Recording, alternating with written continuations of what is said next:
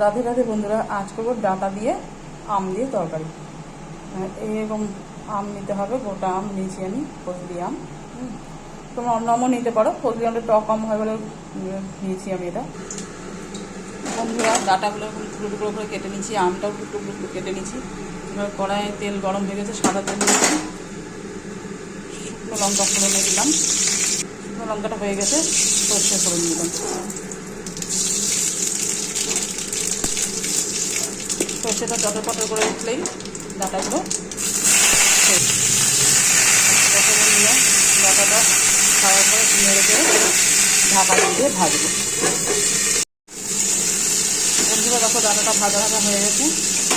এই সময় আমি নুন হলুদটা দিয়ে দিলাম।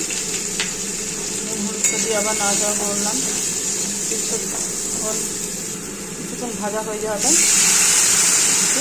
জল দিলাম। আমি গরম জলই দিয়েছি, আমি গরম জল দিতে পছন্দ করি। ঢাকা দিয়ে সেদ্ধ হতে দিই। বন্ধুরা ডাঁটা যখন আধা সেদ্ধ হয়ে এসেছে, সেই সময় আমি আমগুলো ছেড়ে দিচ্ছি।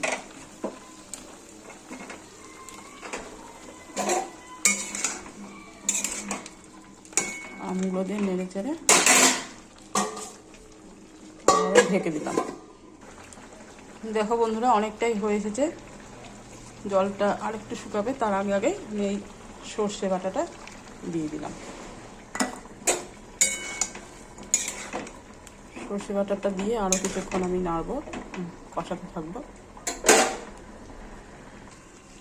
দেখো বন্ধুরা একদম হয়ে গেছে। এই নামানোর আগে একটু চিনি গোলা জল, এই দেখো চিনি গোলা জল দিয়ে দিলাম। দিয়ে যেমন মিষ্টি মিষ্টি খাবে সেভাবে। তবে এই গরমে, বর্ষার আগে আগে যে গরমটা পড়ে, তাতে হিউমিডিটি বেশি থাকে বাতাসে, তো এই সময় এই টক টক মিষ্টি মিষ্টি খাবারটা ভালো লাগে। মিষ্টিটা কম দিলে বেশি ভালো লাগে, স্বাস্থ্যও ভালো থাকে। রেসিপিটা কেমন লাগলো তোমরা কমেন্টে জানিও। রাধে রাধে বন্ধুরা।